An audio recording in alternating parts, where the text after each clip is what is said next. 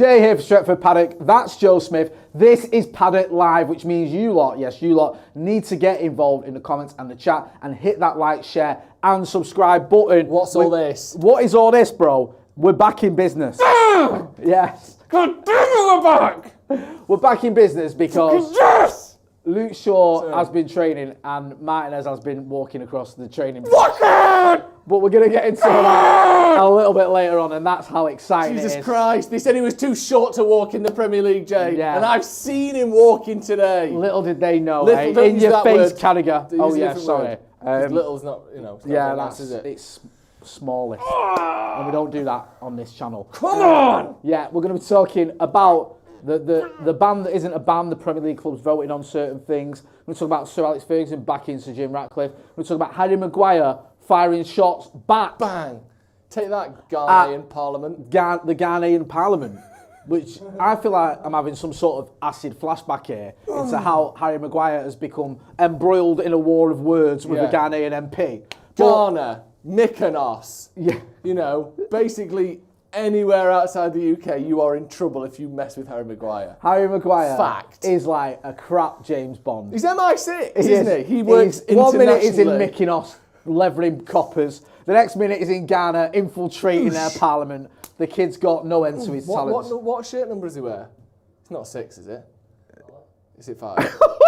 Thank God, I was going to say it was staring us in the face the whole time. He's international. He's crime fighting, but he's not. You know, man's international now, fam. Should we start on some big news? Let's talk about this. Premier League clubs vote against ban on loan deals between associated clubs as January transfer windows approach. Unlucky 13. Yeah, because 7 voted.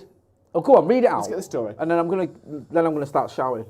Premier League clubs have voted against a temporary ban on loan deals between associated clubs for the January window. 13 Premier League teams voted to stop England's top flight clubs from making related party loan deals, with the 7 voting to keep the existing rules in place. Look at this. Would you believe it? The minimum number of clubs needed to pass the temporary ban was 14. Clubs voted at a shareholders meeting on Tuesday over the temporary ban, with a view to sorting out a permanent policy. Martin Ziegler tweeted, "The 7 clubs that blocked the ban on signing loan players from partner teams were, according to sources, Newcastle, surprise, surprise, Sheffield United, surprise, surprise, Man City, Chelsea, Everton, Wolves and Forest." Surprise, surprise, surprise, surprise, surprise, surprise, surprise, surprise. Right, thank you for that, well done. Yeah. One thing I don't get about this is this rule, it's got to be 14. Yeah. Well, that's a bit arbitrary, isn't it? Why is it not like a majority? Well, that's 2/3, isn't it? Yeah, but why though? That just seems like... Yeah. So the majority don't want it, but we're going to do it because you need 2/3 to say they want it to bring it in, even though the ones that don't want it are in the minority. That to me seems somewhat ridiculous. I'll be honest with you, I'm not overly fussed. I know, like, you look at it and you go, okay, it doesn't really benefit United, otherwise we would have voted for it. True. Because the Glazer family is likely, covered in scruples. It's not like we're not voting because it's the right thing to do.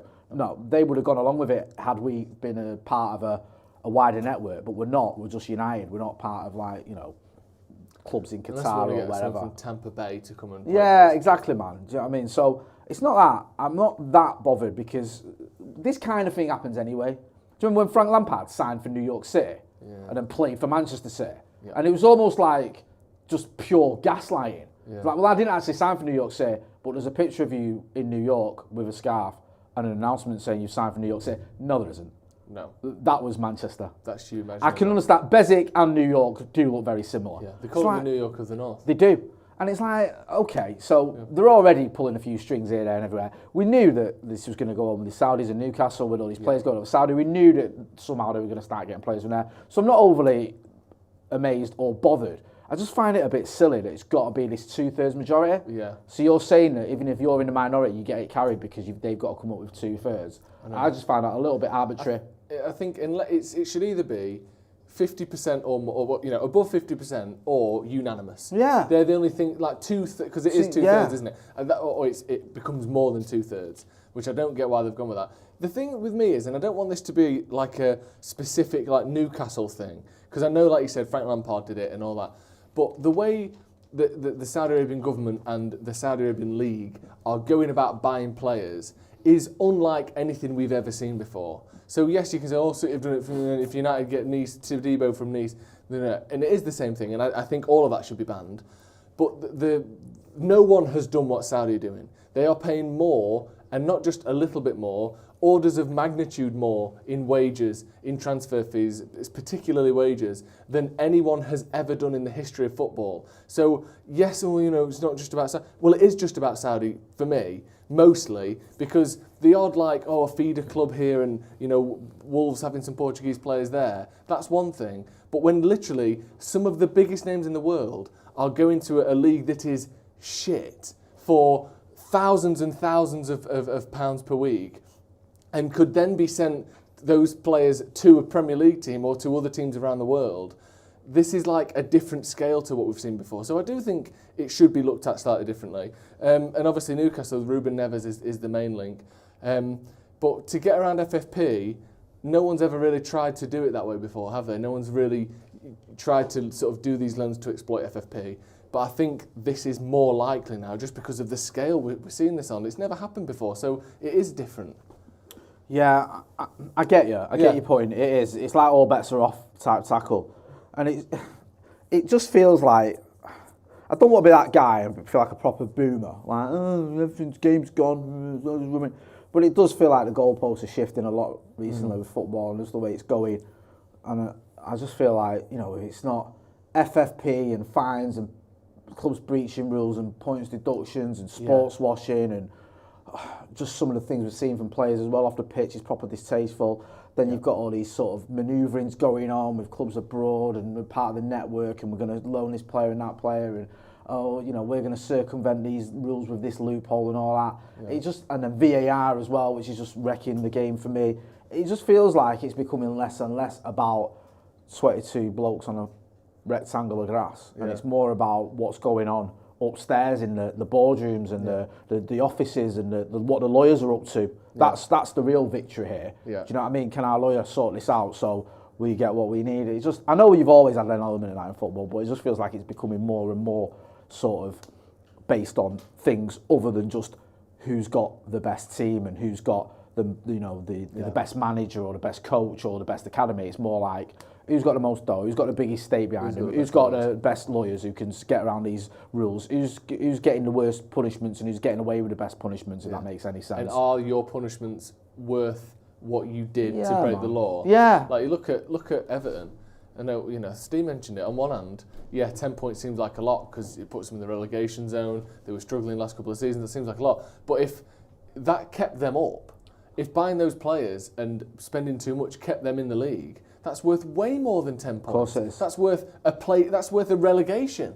They only just stayed up. So would you rather be in the Championship or be in the Premier League with a 10-point deduction? We'll take that one, obviously. Everything about now. Sorry, I didn't mean to insult you. Go on. Sorry, I didn't mean to insult you.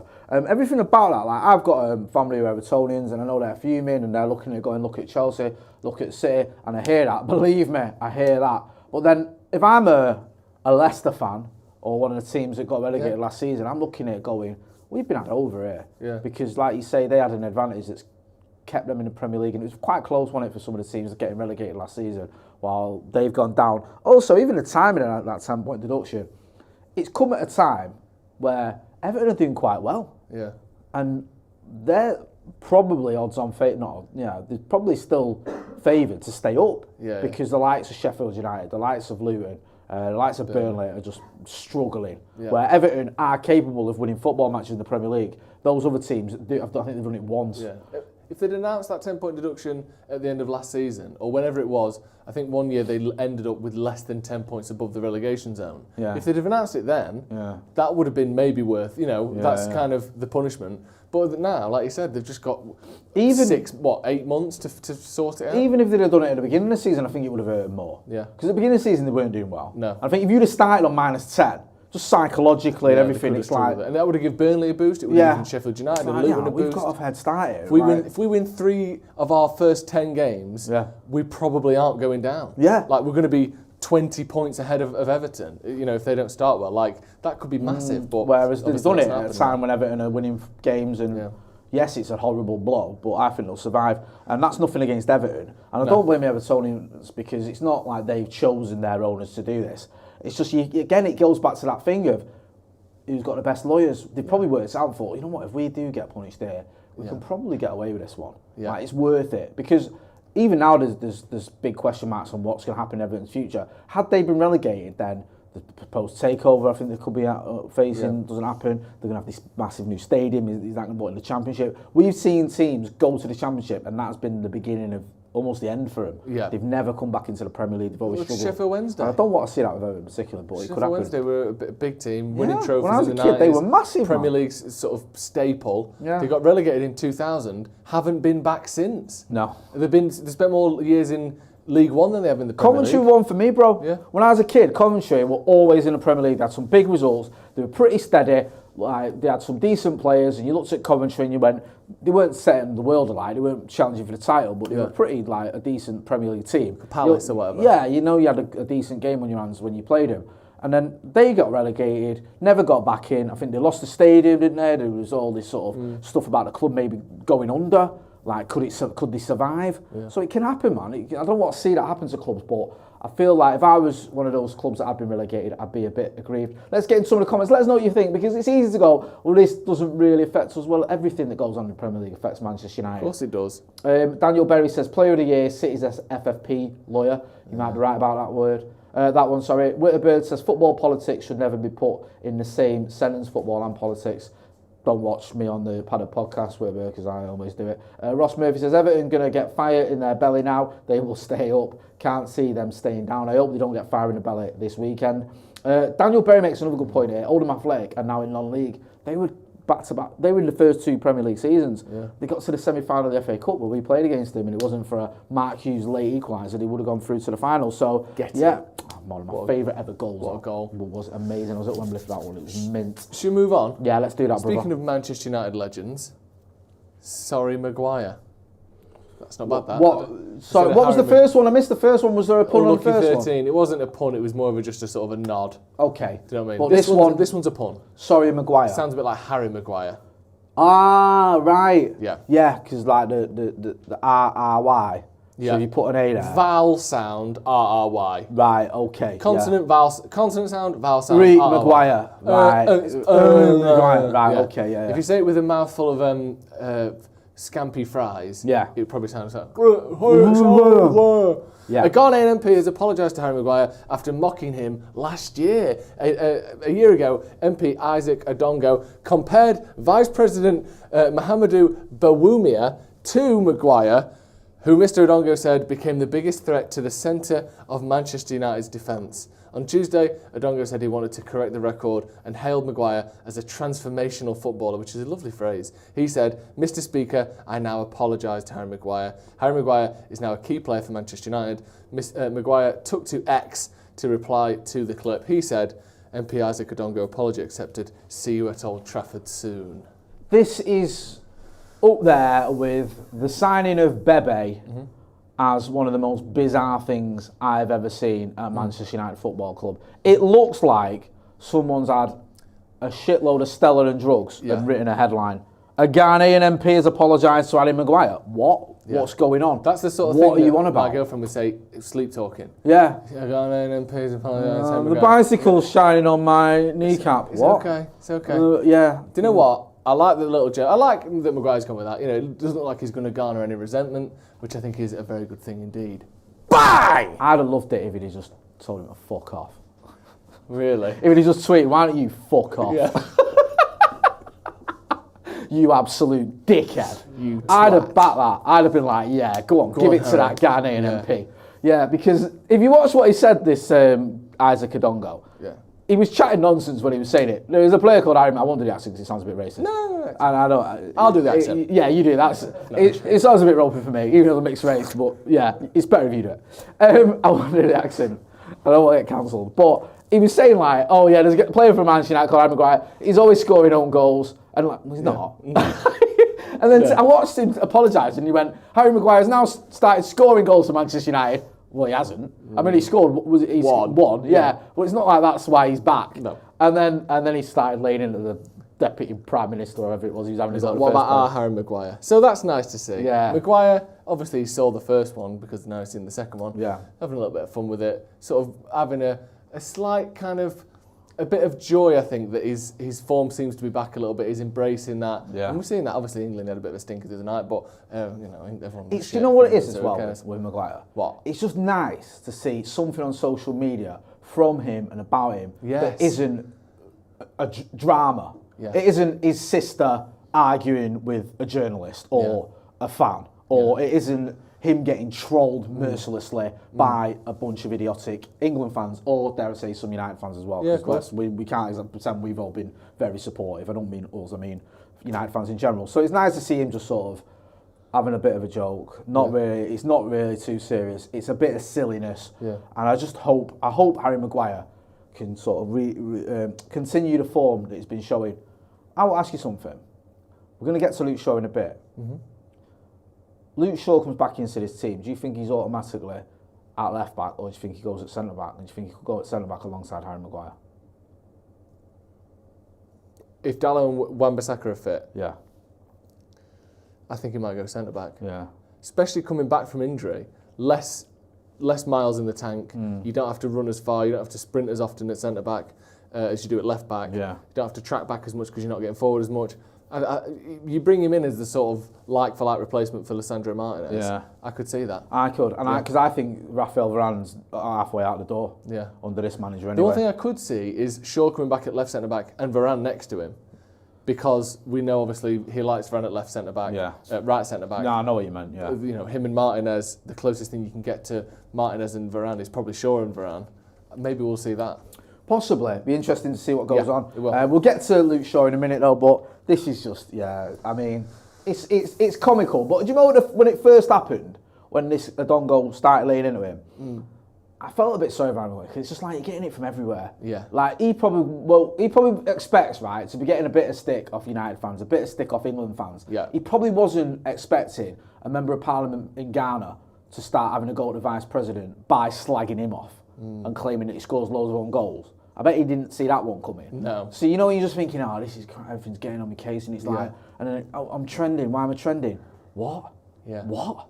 Some bloke in the Ghanaian parliament started having a go at me, saying I score loads of own goals. What is going on? It must just feel like it's proper on you. Yeah. And listen, I'm not Gareth Southgate's biggest fan. I'm not. I think he gets a lot of things wrong, and I don't think he's got the high enough ceiling that he needs to win a tournament. But maybe he deserves a bit of respect because he stuck by Harry Maguire when everyone was on his case. He stuck by him, defending him, and I was a bit like, really, is that a good idea? But Harry Maguire's turned his form around, and I think a big part of that might have been the fact that he was still in the England squad. I think had he been chucked out of the England squad, I think that would have been like, what am I even doing anymore? Yeah. I've stripped to the captaincy. I can't. I'm fifth choice at United. I'm not in the England squad anymore. It's all rubbish. But at least he's like, well, I'm still in the England squad, and I'm guessing Gareth Southgate had a word with him and said, look, you're still my guy. Don't worry about what's going on. Good. So maybe there's a bit of credit there, Gareth Southgate. I don't care about England. I do care about Manchester United players, and I do want Harry Maguire to keep playing well because I think he has been in a good bit of form. Long may it continue. Make sure you are hitting that like button as well. Let's see what people are saying. Heaven Soul says can't go in beside Maguire. This is about Luke Shaw. They both switch off too much. Okay, fair enough. Daniel Berry says Harry has shown great strength coming back.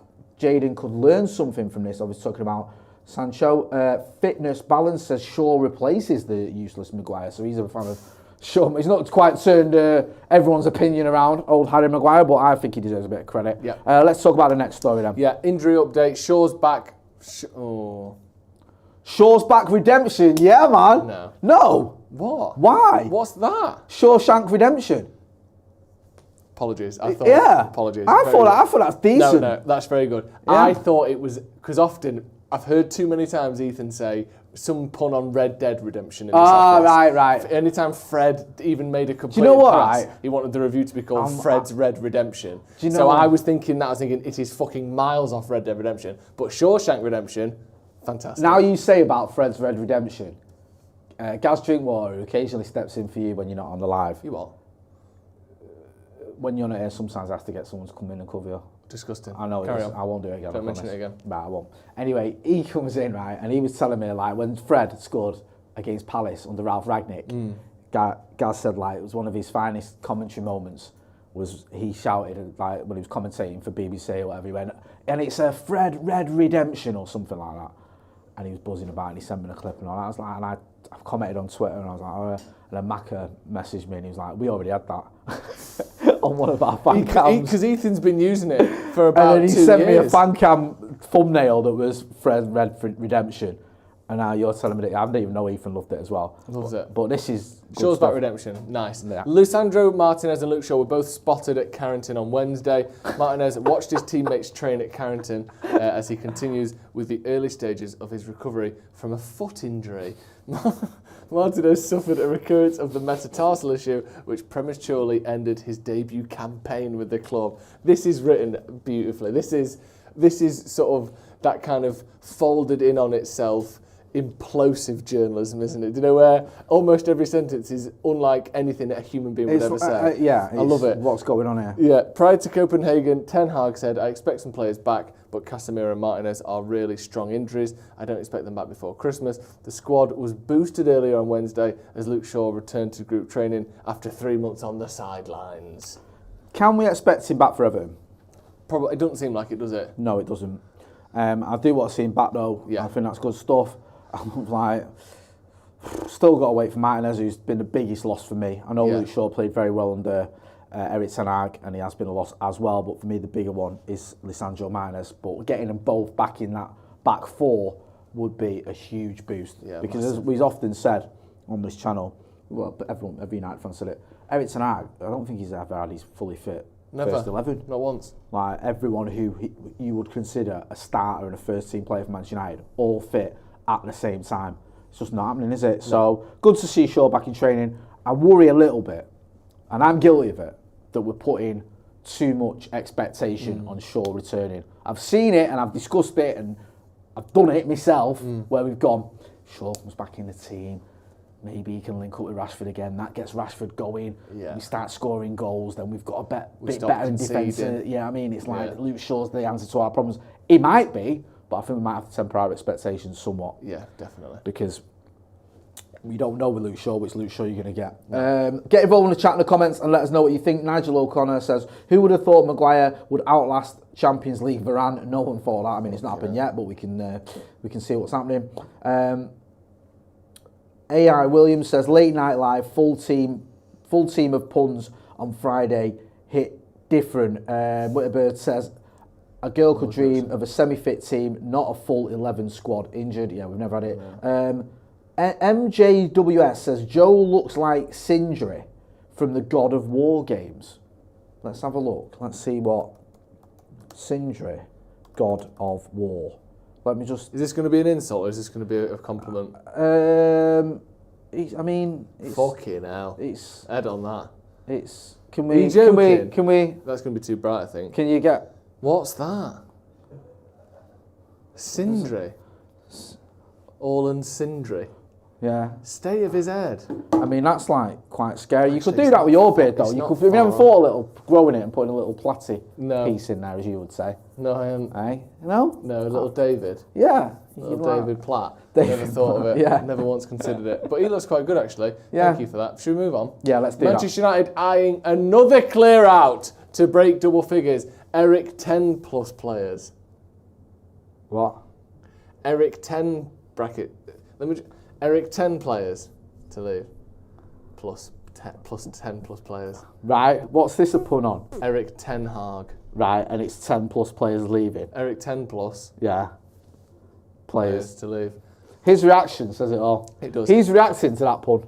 Yeah, you can't even look at it. United are gearing up for another squad clear. Shawback redemption was, I think, your finest work ever. Yeah.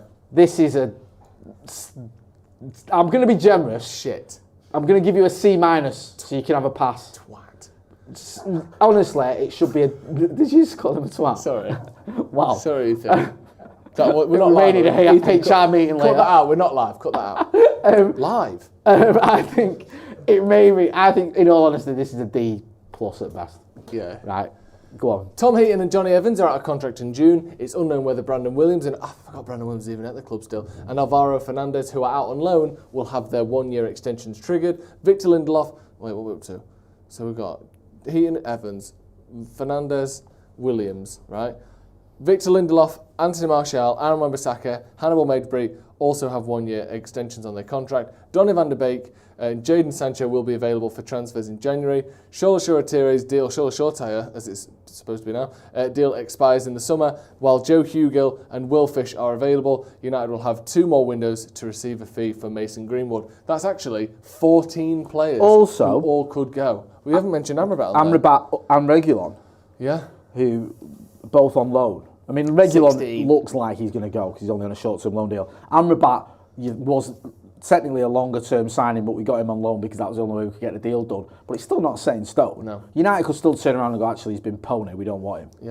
Yeah. So, yeah, it probably needs that. And when you look at, I mean, there's a few that stand out. I think Right, Wan-Bissaka. let's do a quick fire quiz Yeah. of keep or sell. Okay.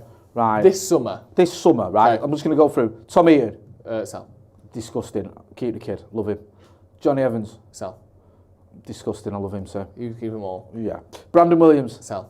he's from Manchester, we've got to keep him. Right. Alvaro Fernandez, Sell. yeah, let's just sell our great young players. What are you on? No, keep him. Victor Lindelof, Keep. yeah, I agree. Ish. Anthony Martial, Sell. yeah. Aaron Wan-Bissaka, Keep. good lad.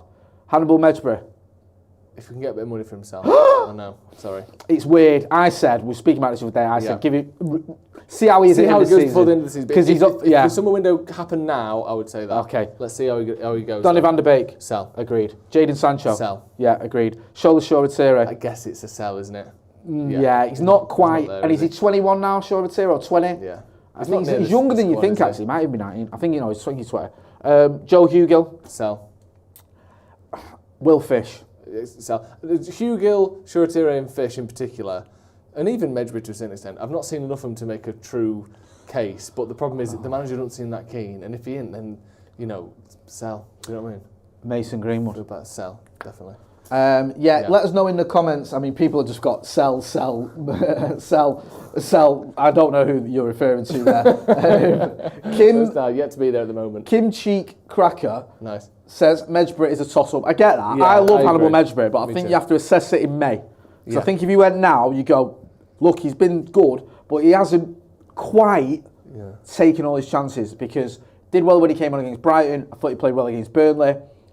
Only got half against Galatasaray. Yeah. Who was it? Someone else I'm missing? Was it I can't remember now. I can't remember the specific game. Copenhagen? I think it was as Yeah. well, where he got subbed. So yeah, hasn't quite. Touch of the James Garners to me. Yeah, You might get 10 plus million from him if you sold him this summer. If you waited a year or two, it might be 4. I think as well. I said this. I think I said it to Scotty Motti, funnily enough.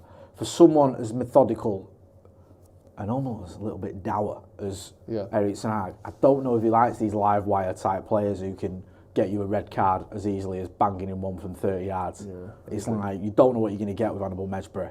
And some managers are all right with that. They think, you know what, I don't mind a bit of that. I don't know if he does. I think he might be a bit like, not for me. Yeah. We'll see anyway. We'll see. We're certainly not giving up on the kid just yet. Yeah. Right, let's talk about Sir Alex Ferguson. He's been talking about Jim Ratcliffe. I'm not sure if this is the first time we've heard him speak about him, but certainly one of very few times if it isn't. Good spirits over Ratcliffe. Is that a pun?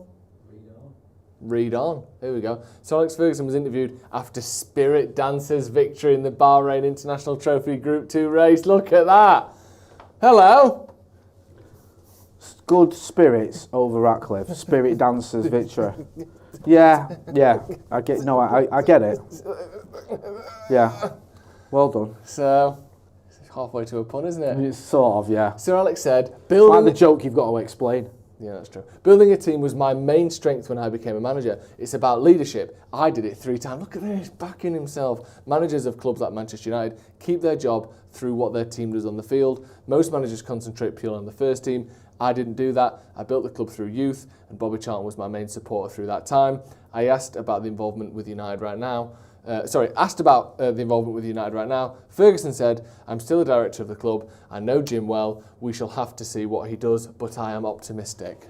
And that's according to Gambling Zone. Yeah, it's good to see Fergie sort of giving his backing. I think he's saying the right things there. I'd be very surprised if he said anything else, to be honest with you. Yeah. But we know that Sir Jim Ratcliffe's been around the club for a little while. Yeah. He's obviously, his relationship with the Glazers is one of the reasons I think he was able to outmaneuver Sheikh Jassim. Yeah. Seems like he's about to take over or take 25%. We'll have to wait and see. I mean, it's all academic. You know, Fergie backed Ollie, probably backed Jose. I know it's different because they're managers. This is a part owner or whatever. But you know, this isn't a case of Sir Alex Ferguson telling us whether he thinks a player or is good enough, which I think you go, well, KB Fergie says it. It's him saying, Sir Jim Ratcliffe is a decent bloke. I'm optimistic. So it's right. I want to see them all on the same page, but I don't think you go, right, well, Fergie said it, we'll take that to the bank. Yeah. Get involved in the comments and let us know. Isn't it mad that the single person that owns the most of Manchester United will be Jim Ratcliffe? Really? Yeah. No, none of the Glazer siblings individually own more than he will. I think it's 19% was Joe Glazer. I don't know if he'll presumably sold some of that. So Jim Ratcliffe will be the biggest single owner of any Manchester United shares of any human being in the world. That's what you say, Joseph. Oh yeah, go on. Let's do Jay's share check-in. But he opens his app. If you can get on there, if you can see, no, it's not. It's just turn your brightness down. Sorry. Way down. There we go. Is that any better? Can you see? You can't see, but that's $18. $18.13, Joseph. Of Manchester United. That is up 26 cents today, which is a 1.46 increase. So the $21.42 that I invested has brought about a loss of $3.29. Boom. It's called buy high, sell low. Yeah. Classic technique. So lull the market into thinking you don't know what you're doing. Yeah. And then just when it thinks you're fucked, bang. Boom. Through the roof. Through the roof. And before you know it, you've turned your 21.42 into $23. Yeah, you'll be eating at the Warren buffet of life. Next, Ratcliffe's transfer blow. Jim Ratcliffe is expected to buy 25% in Manchester United, becoming the single largest owner of any Manchester United shares of any single human being in the world. Oh, there you go. I've just added that on, but it is true. But the delay to the deal could have some knock-on effects. Transfer blow, no pun. We were getting rushed toward the end. He had his Popeyes meal sat on the desk, and he couldn't be arsed with a pun, could he? Could you? I thought the viewers could help. You thought the viewers could help? Well, such a get-out-of-jail-free card, isn't That's it? like when the supply... Because the viewers are so ace, I thought they could help me out, is what you're saying there. Has anyone got a transfer pun? A pun for this, the transfer blow. Ratcliffe, Sir Jim. I don't know. Right, so it's about him not being able to do some deals until after January. Yeah. Rat race. Sir Jimmy Savile.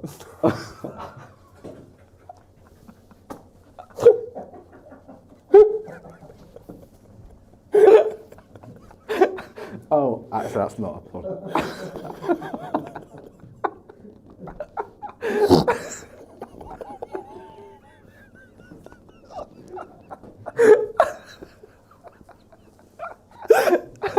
Did I win? What the fuck has that got to do with anything? Imagine, we loaded up this graphic and it just said from the start, Sir Jimmy Savile, and Ethan had to explain that. I thought I'd just say it and then shoehorn a pun into it and explain myself. There isn't one. There isn't one. Essentially, technically, it looks like his shares won't be ratified and fully completed until after the transfer window. Oh my God! I'm laughing at you losing it. But also, the thing worth remembering is just because he's not technically, in the boardroom signing checks and that, he's clearly having control and some say already. Yeah. Richard Arnold has already left. That wouldn't have happened were Sir Jim Ratcliffe not coming in. So I think the idea that him and his team can't start kind of elbowing a few people in the ribs over transfers is kind of slightly short-sighted, I think. There's no way, if he wants to, he can start having a say from now. As soon as it's agreed, people can listen to you and go from there, I think. Yeah. Would you agree? No, I would. I just feel we need to, and I'll keep saying this. Nope. Don't read that. Wow. I love the fact they've highlighted that as well. Yeah, exactly. Like, here's what you're not going to read. Yeah. I feel we've had all these conflicting reports about what we're going to do in the January transfer market. Some people saying we've got 90 million quid to spend. Others saying we've got nothing. I don't know.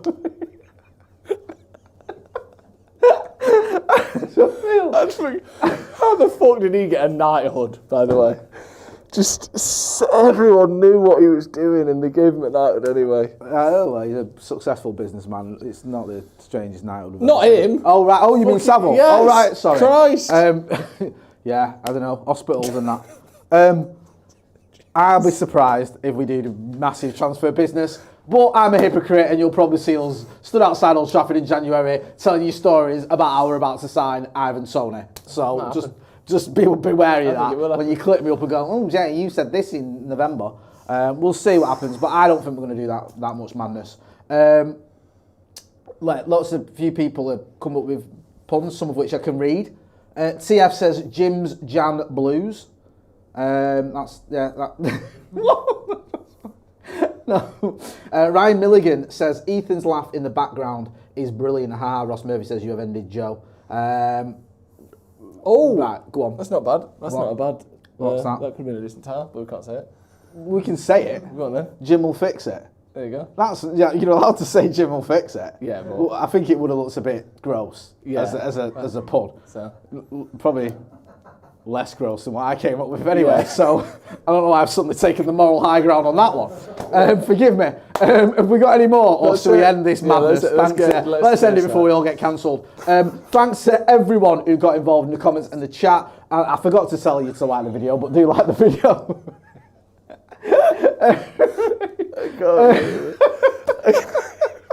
Just wrap it up. I'm going to be back in the morning outside Old Trafford. Also, tomorrow, him, if he recovers, me, McCullough, Howson, off the bar. Yes, we're getting the band back together. All four of us are going to be here in the studio. That's going to be out tomorrow afternoon. So make sure you are hitting like, share, and subscribe. I want to get to 130,000 subscribers by Christmas, and we can do, 730,000 subscribers by Christmas. With your support, we can do it. That's with Joe Smith. I'm Jay Moyer. This has been Paddock Live. Thanks for watching.